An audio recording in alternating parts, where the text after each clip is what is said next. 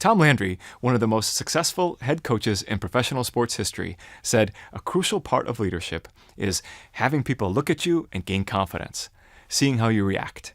If you're in control, they're in control. And if you're not, they're not, and they lose confidence in themselves and in you.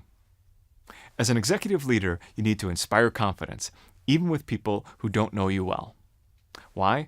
Because executive leaders are visible to large numbers of people, often in small slices of exposure. For employees, potential customers, investors, vendors, suppliers, potentially anything executive leaders say, and how they say it, creates consequences that ripple through multiple levels of stakeholders. Those who see you in action tell others, and there are often videos of you taken and disseminated even without your knowledge. As an executive leader, it's critical to maintain poise and executive demeanor, behaviors that inspire confidence, even when you're under pressure or in a crisis. The alternative is perilous. By appearing too fearful or erratic or not up to the challenge, you lose their confidence and gain an unwanted reputation. The great news is, this is a learned ability. With practice, you can manage that inner turmoil and project yourself as someone fully capable of handling even the toughest situations. Here's how to do it. Break it down into managing your thoughts, your feelings, and your actions. 1. Practice directing your thoughts towards the number one positive priority for your situation. The warning. The number one priority is not you winning an argument or getting back at someone or being right, especially if it makes others look bad or feel embarrassed. The number one priority is always about advancing a shared purpose for greater good. Focus your thoughts not on your inner unease, but on what matters most for the group.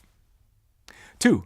Direct your feelings toward determination to make progress on that number one priority. It's okay if sometimes you feel nervous. Everyone does. You can still inspire confidence. Practice channeling your difficult feelings toward focused determination. Make friends with that feeling.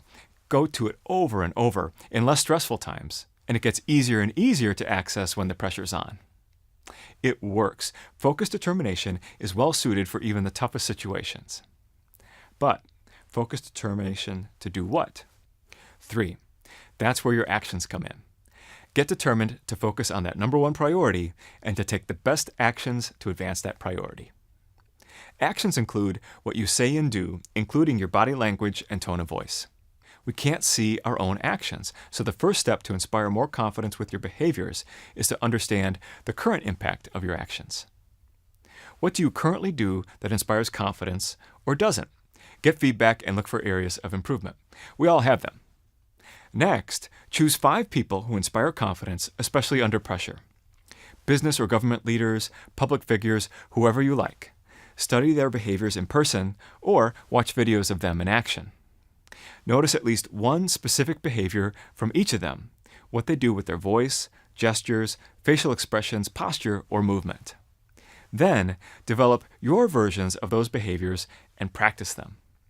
You can practice them anytime, and no one even needs to know you're practicing. Repetition leads to reliability. Now, you won't imitate these people exactly, and that's how it should be.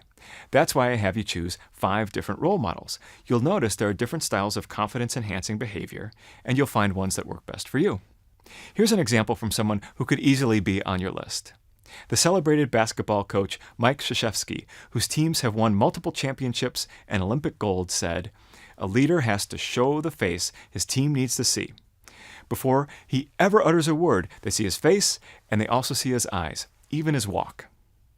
Coach K, as he's called, goes on, "I'm always aware of how I enter a room. Before a game, I might walk into the locker room quickly, with a spring in my step and a smile on my face.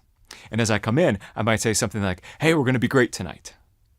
Whatever I say after that will not be as important as how I look to them." Does he really mean it? Yeah, look at his face. He really meant it. We might be great tonight. We gain confidence in people like Coach K, who keep a cool head and help us stay on track when it matters most. When you break it down into its simplest components, it's easy to practice and it all comes together. Thoughts. Focus on the number one priority. What's the most important shared purpose? Feelings.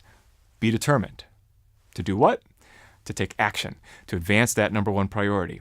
And in your actions, look like someone who has confidence in your people and you'll increase their confidence in themselves and also in you.